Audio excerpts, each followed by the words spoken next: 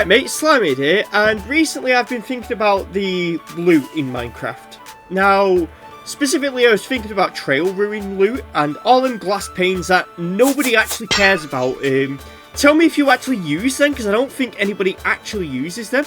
But anyway, that got me thinking about Minecraft loot as a whole, and to be honest, Minecraft loot is kind of bad.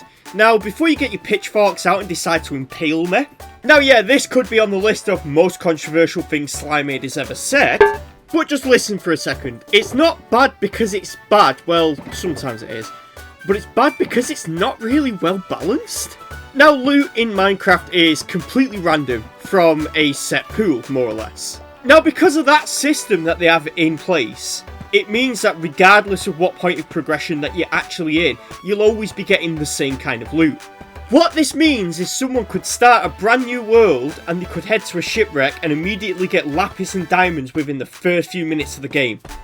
This effectively cuts out most of the early game mining and kind of is just a shortcut to just end game content, which invalidates quite a lot of the game, to be honest. However, for a player that's already beaten the game, opening like say a ancient city chest which has got like bones and candles in it often isn't as good as it really should be for the point of progression that they're at. Now, it's really hard to balance loot in a game that's quite as open world as Minecraft. However, I've got a little bit of an idea. I'm not too sure how well it would actually work if implemented, but it's still an idea at least. Now, I did consider an idea akin to, say, the trial chambers, where you get a key that you can unlock a box, but then, where do you get the key from? So I then came up with a slightly different solution. What if the game checks the player's advancements before generating the loot? That way, the game actually takes into account the progression of the player. So players that are at like early game will get more early game themed loot, whereas a player that's in like late game or end game will get more late game or end game themed loot, I guess. Obviously, you'd have to take into account which structures you're doing this with, because you can't exactly have an ancient city giving out really bad loot, because, well, it is an ancient city that's supposed to be somewhat difficult anyway.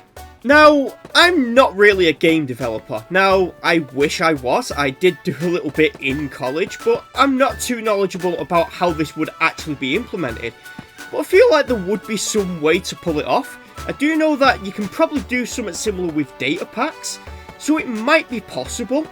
But I'd like to hear what you guys have to say on this, because maybe there's some flaw that I've not even realised is with this system, and you guys can inform me about it in the comments section below. But if you like this video, don't forget to comment, like, rate, and subscribe, do all the usual stuff, and I'll see you guys next time. Bye!